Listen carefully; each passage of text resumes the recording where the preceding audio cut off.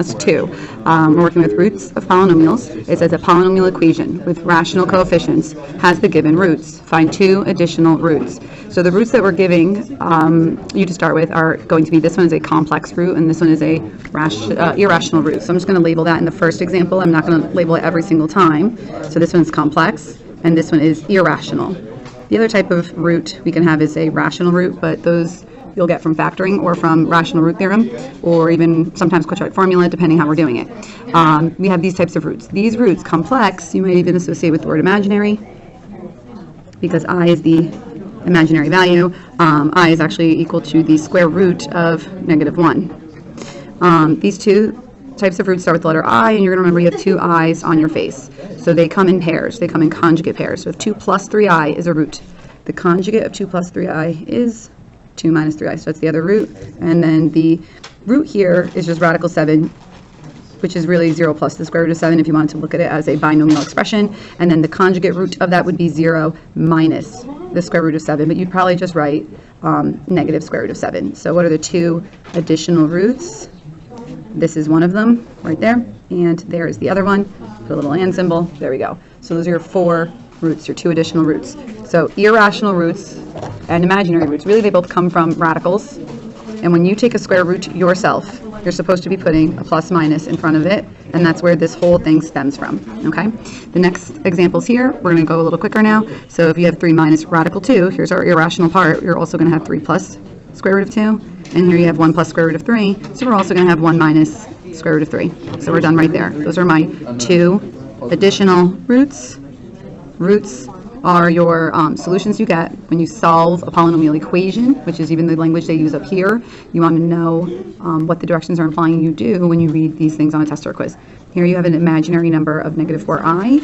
It's a pure imaginary number. It doesn't have a real part to it, but it could be 0 minus 4i. The conjugate of that would be 0 plus 4i, which is also coincidentally the opposite, so positive 4i. You don't have to write the plus sign. And the other one is the conjugate, 6 plus I. So these are your 2 other roots. And then here we don't have a mix of imaginary and irrational, we just have 2 irrationals. So then this one is 5 plus the square root of 6, the other root, and this one is -2 minus the square root of 10. So reminder, imaginary roots, which are complex, or irrational roots, which have a radical you can't simplify, those always come in pairs. So here I have 2 roots. I don't have a quadratic equation that goes with this. You actually end up having at least the quartic. Also, you can never have an odd number of roots that if you're only dealing with imaginary, which are complex and irrational. Okay, so that's the end of that section right there. All right, the second group of examples is find a 4th degree polynomial equation with integer coefficients that has the given numbers as roots. Here in example 5, you're given 2 roots, so it's similar to what we just looked at. I have an imaginary root for both of these. Really, this is complex, real and imaginary parts to it. This is a pure imaginary, but it's still a complex number. Imaginary roots and irrational roots come in pairs. So if those are roots, if 2i is a root, what else is a root? -2i. And if 4 minus i is a root, what else is a root? 4, that part doesn't change, plus I. So we have 4 roots. Roots are the answers you get when you set your function equal to 0. So really what we had was x was equal to 2i. I'm going to put this next to it. The other one we got was x was equal to -2i. X was equal to the 4 minus i. And x was equal to 4 plus i. From here, we're going to basically build the function back. So it says to call it a polynomial equation. So you're not going to have to put f of x in front. If you don't want, you can write the whole thing and then you write equals 0. So if x equals 2i, what was the step before it? Bring it over because it was equal to 0 before you solved. So it's x minus 2i was the step before it.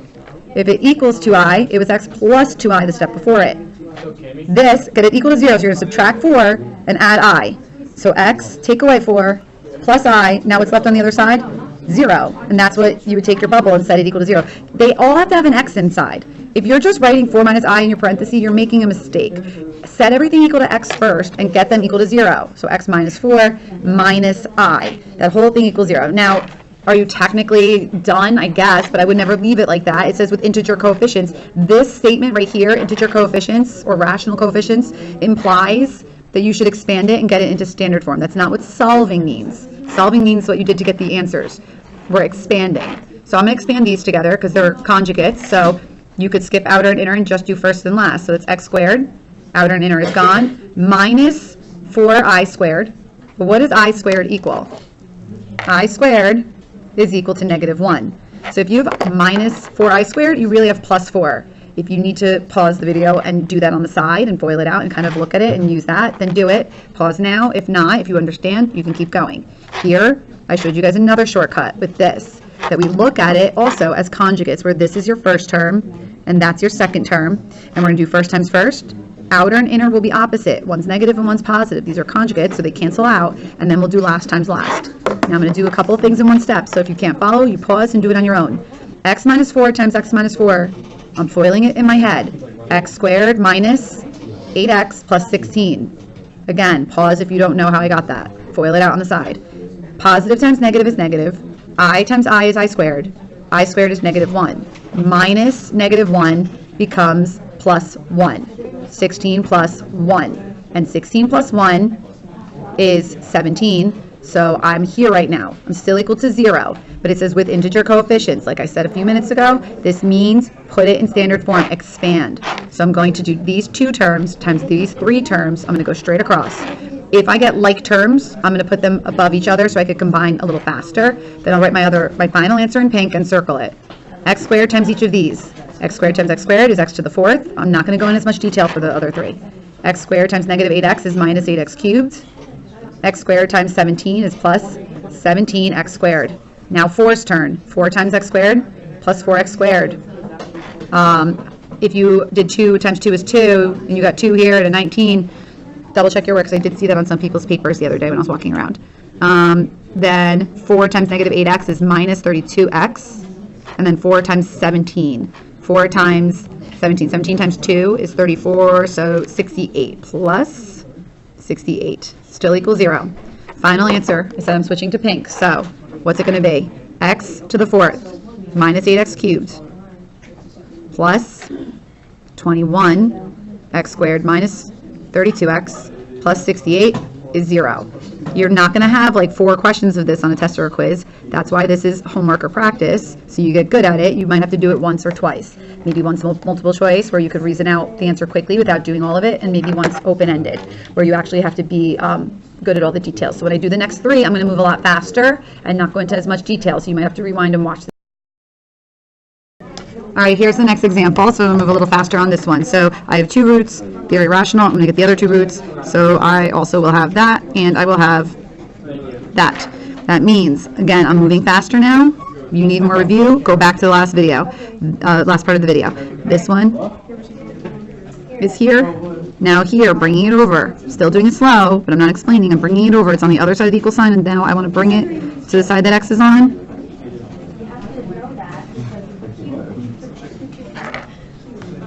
And we want it to be an equation, so I'm going to set it equal to 0. I should put it on the right. Doesn't really matter.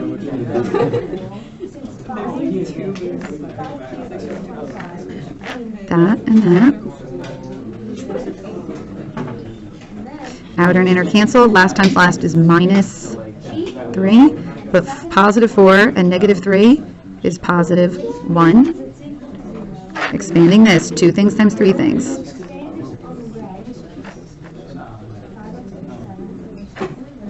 Okay, this is going to be 4x or 1x squared, but then I'm going to get a negative 2x squared. Those are the only like terms I'm going to have. It's going to be like the last one, so it's minus 1x squared. Okay, now continuing with negative 2 times these 2 things, so done. So I finished that one faster because I didn't talk about it so much. If you're confused, you have to watch example 5 again. It is the exact same idea. If you're confused about this, you have to watch examples 1 through 4 again. Okay. Next example.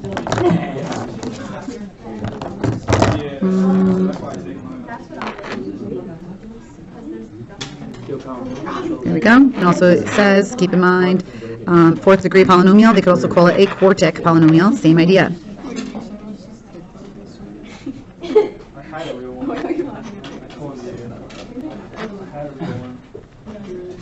It's an equation. Don't use the equal sign, otherwise it's an expression. Minus 9i squared, which is plus 9. When you have complex conjugates as factors, it's because it was the sum of 2 squares, not the difference. Here, Difference of two squares. I don't have complex conjugates, just conjugates. It's pretty easy because you have a binomial times a binomial. So first, outer, inner, last works as your method of expanding. I almost put a 2 there, sorry. All right, so that's 3x squared, and then minus 54 is 0. All right, and then we have one more to do. All right, so this example here finished with a quartic trinomial. This is the kind that we refer to as being quadratic style, and you can factor the way you would factor a quadratic, so that comes in handy to know. Next example, okay, here I have 2 roots already. I'm not even going to write down the other 2 right now. I'm going to go a little faster. So I'm going to have x minus 2 minus I. Then I'm also going to have x minus 2 plus I. I'm going to have x minus 1 plus root 5, and its conjugate root. Again, you might not be able to do this in your head. You might mess this up. X minus 1. What do you think would get written? Did you think it was a minus 1? Were you thinking plus 1? If you thought plus, don't do it this way. Go back to the way I did over here, where I write them down first, and then minus root 5. Do not be overly confident. You want to be able to do this on a test or quiz. You want to be able to follow directions. Again, look at the directions. Find a 4th degree polynomial. Equation, meaning equals 0. Function means f of x in front. With integer coefficients, or even if it said with rational coefficients. If it says that, it means that you should be expanding and putting it in standard form, and you should not have irrational numbers floating around or anything. It should all clean up. That is the given numbers as roots. All right, so make sure you know what these directions mean. Again, I'm expanding this. I'm not showing the work.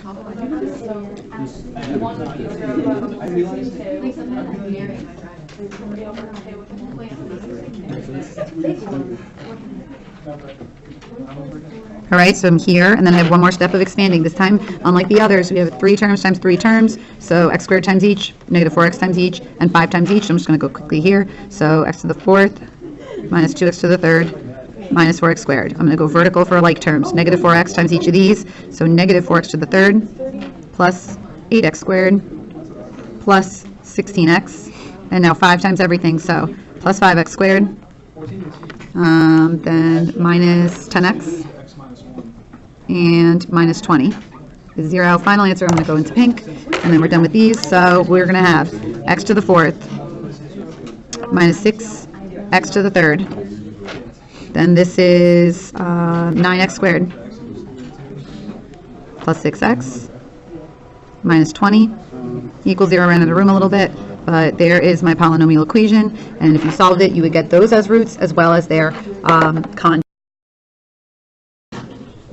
Okay, so for this section right here, we're going to use the rational root theorem, which I underlined in red. I'm basically going to color coordinate the different pieces of the instruction based on their color, so you can kind of see how the words in the instruction correlate to the work that you're going to have to do, okay? So we're going to use the rational root theorem to list all possible rational roots for each polynomial equation, period. That is one part of the instructions. You do that. Then find any rational roots. So what I'm going to do to start this is I'm going to use the rational root theorem, which means I need to list all the factors. I'm going to go into detail for 9, and I'm going to do 10 faster. So I'm going to list all my factors of 1, which is going to be p. Let p equal all factors of the constant term.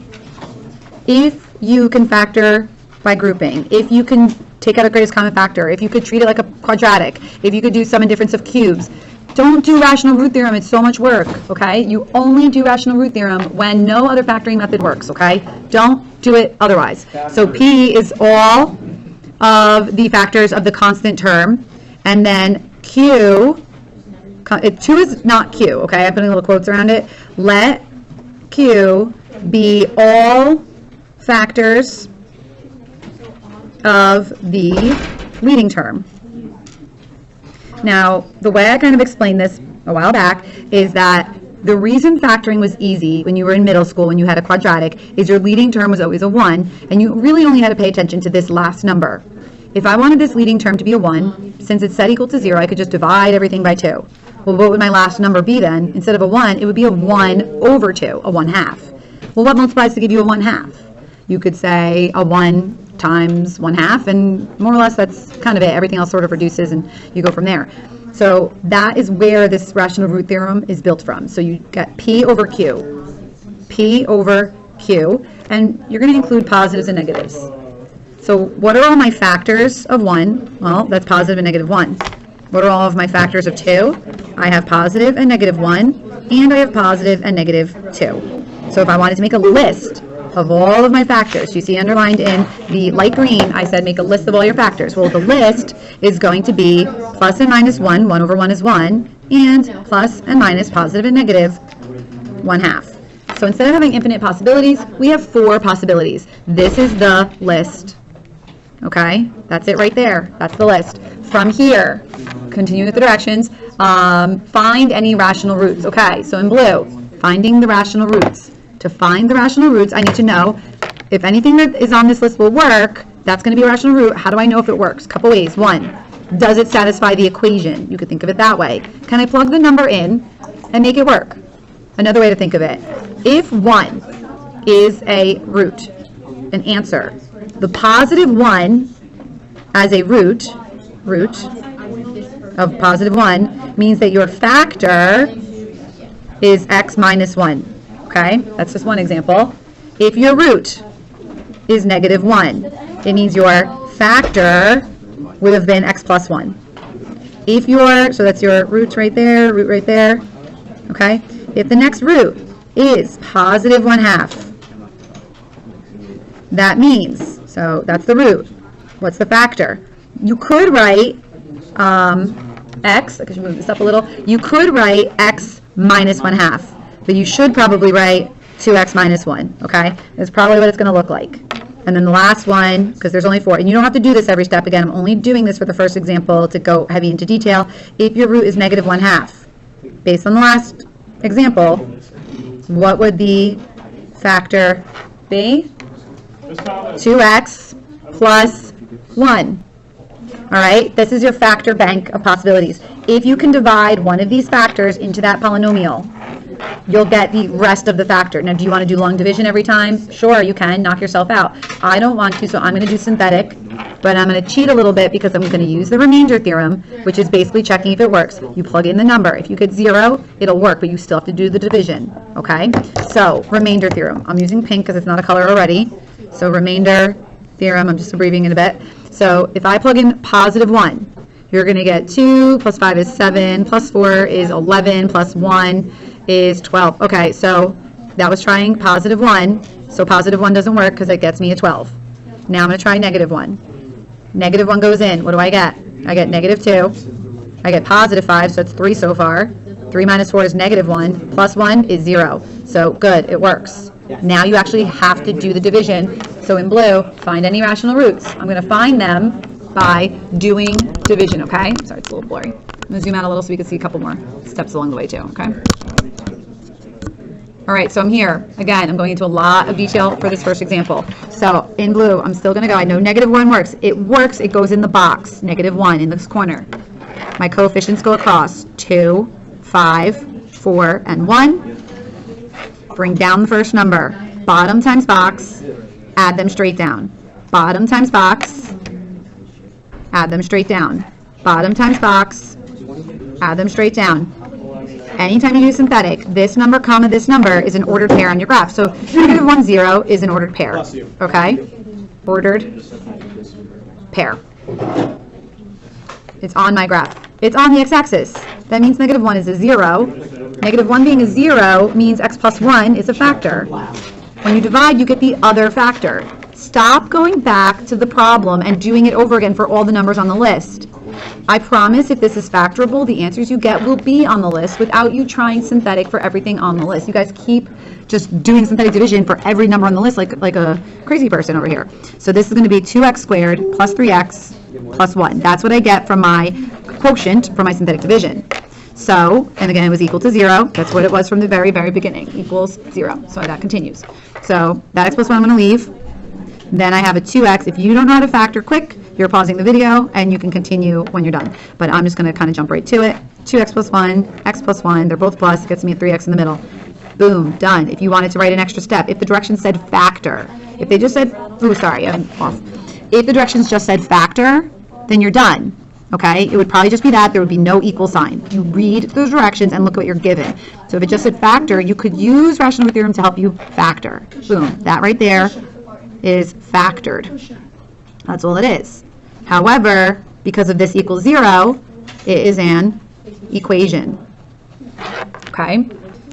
That's factored over there, little quotes around it. Those are not numbers, sorry, these are little, quotation marks. Okay, that's factored, but because it's equals 0, it is an equation. So I'm just going to highlight that so it's not all in the same color right now, but depends what the directions ask you to do.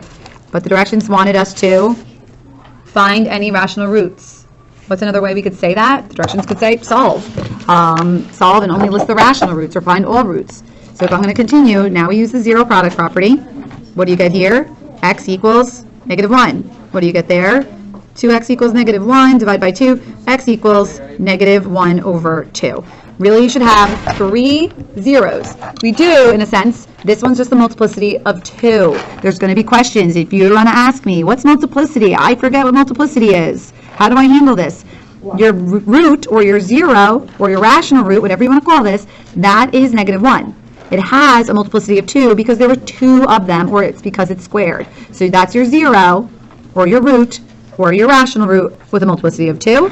And here, I only have it once. You probably won't write it, but you could say your multiplicity for that is 1. And if you add all your multiplicities, it should add to the degree. Okay? All we had to do for this, though, was find the rational roots. So what are they? My real final answer is just these numbers over here. A -1 and a -1/2. I went into a lot of detail with this one. I'm not going to do as much detail. I'm going to do the next one a lot faster. But if you need to have more help, watch this example again. All right, so for this example now, we're going to do the next one. So P over Q. P is all the factors of the constant term. That's a -1, so it's just positive and -1.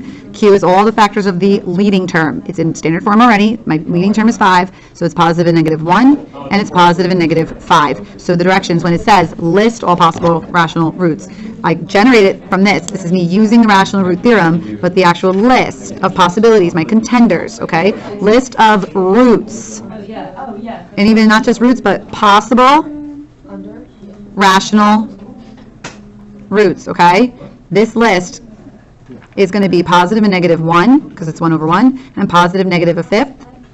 And again, your factors would be x minus 1, x plus 1, x minus 1/5, which is 5x minus 1, 5x plus 1. All right, but I'm not going to do it that way. I'm going to be using the remainder theorem first. If I plug it in and it works, I know it's a root. So if I plug in 1, I'm going to start there, positive 1. You'll get 5 minus 11 is -6. -6 plus 7 is 1. 1 minus 1 is 0. I already know 1 will give me 0. So 1 works. If 1 works, it's a root. That means x minus 1 is a factor. So now I'm going to use rational root theorem from there. So I know 1 works. On a test or quiz, even in calculus, usually a small number like 1 or -1 works, okay? We don't want to take all day doing that. Synthetic. When I divide my cubic by a linear, I'm going to get a quadratic. When I get that quadratic, I can factor it. Stop going back and doing this every time. You should do this one time if you get it to work right away. 5. 5 times 1. There it is, working. That 1 was the factor, x minus 1. 5x squared minus 6x plus 1. Does that factor? If you have to pause and do it, pause. 5 is prime, so it's definitely 5x and x. 1 is neither prime nor composite, but it's just 1 times 1. That will give me both the same sign, so they should both be minus. Yes, it does work. Equals 0. So directions say find any rational roots. That means the ones that work. It doesn't mean find a list of any roots you feel like it. It means find the ones that work. So here, I use zero product property. I get 1. I'm going to get it again. And I'm going to get 1/5. So there's a few ways you can write it. You might write 1, 1, 1/5. Maybe you just write, again, with the multiplicities. You say the 0 or the rational roots. Rational. Let me cut off over here a little bit on the bottom.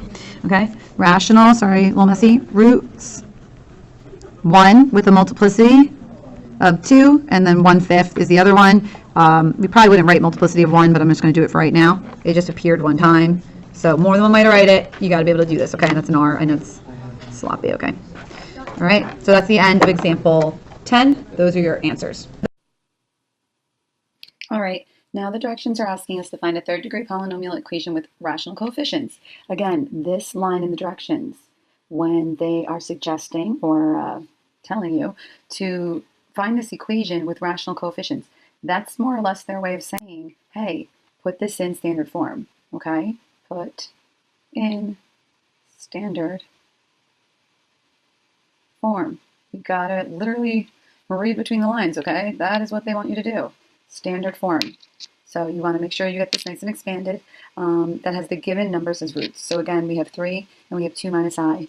That is a complex root. That means if you have 2 minus I, you also have 2 plus I over here. If you have 5 and 2I, we also will have negative 2I. So now we have 3 roots. So does it make sense to have a third degree polynomial? Absolutely, right? So third degree polynomial and 3 roots. It's perfect, okay? It's exactly what we want. 1, 2, 3. So we're going to take it from there. Now, again, you guys have to have a good grip on this. You are going to take these roots and you're going to make factors out of them. So it says polynomial equation, so I could put equal to 0 again. It doesn't say function. So we're going to have, if 3 is a root, x minus 3 was a factor. Here, if you don't get this, you need to go back a few examples. X was equal to that. I subtract the 2 and brought it over. I add the I to bring it over. Same idea here. X, I subtract the 2 to bring it over. I subtract the I to bring it over. They said polynomial equation was thick and equals 0. While we're at it, let's do this one. X minus 5. X minus 2I and x plus 2I is 0.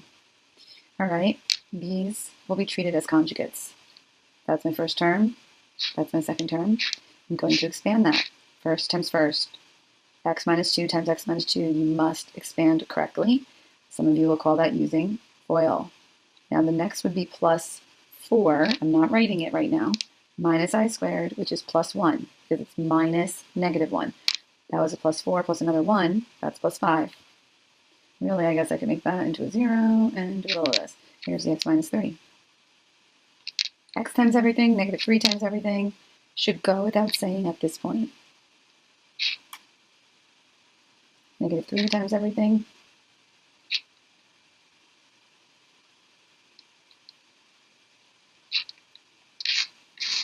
All right, final answer.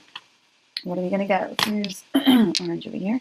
X to the third minus 7x squared plus 17x minus 15 is 0. And there we go. I have a polynomial equation with the given roots. It's third degree. We're winning. Okay. The next example, a little faster. Carry that down. Expand. Expand again.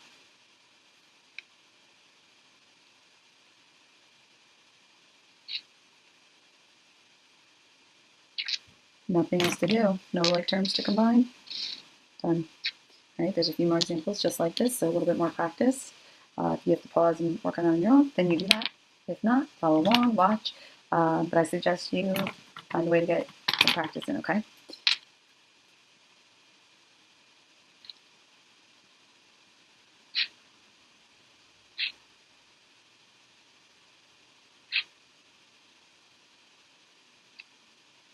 There we go, got my third root. And then I also wrote it out in factored form. We're not done. I'm going to expand these first.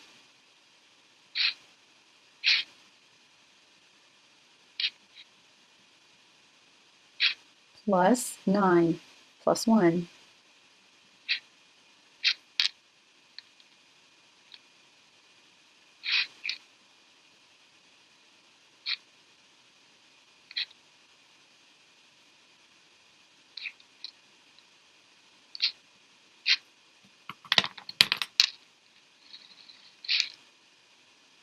X to the third minus 5x squared plus 4x plus 10 equals 0. There's my example 13 answer. Okay? Next.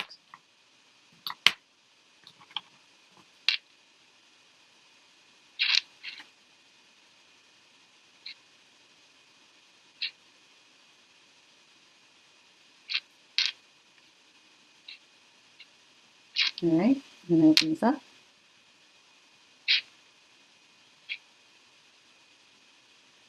This one will be much quicker because it's a binomial times a binomial. These are always quick.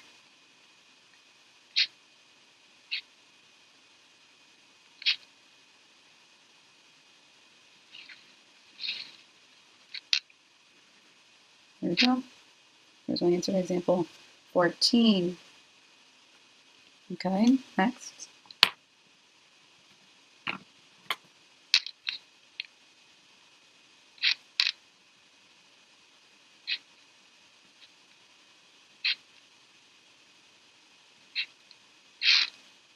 Leave that x plus 4 out front.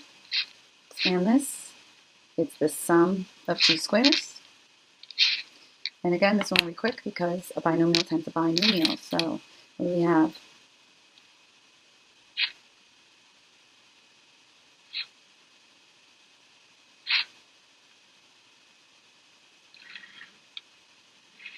You have to know, how to follow the directions. Do exactly what they ask of you. All right? No more, no less. Do not go crazy. Do not waste time. All right, here. Read carefully also. There's the comma. Here's one root. Here's another root. Comma. We're going to get a third one. What is that third one going to be? 3 plus 2i. How do I set that all up?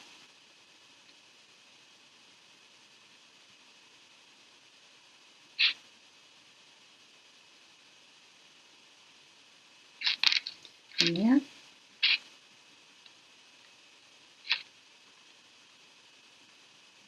Plus 9 minus 4i squared, so it's plus 4. 9 plus 4. That carries down.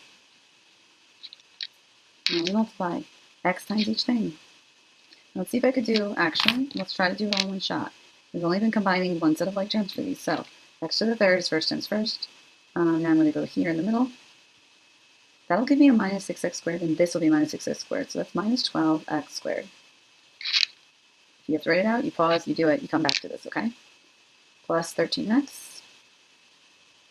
And then over there is plus 36x. 13 and 36 is 49.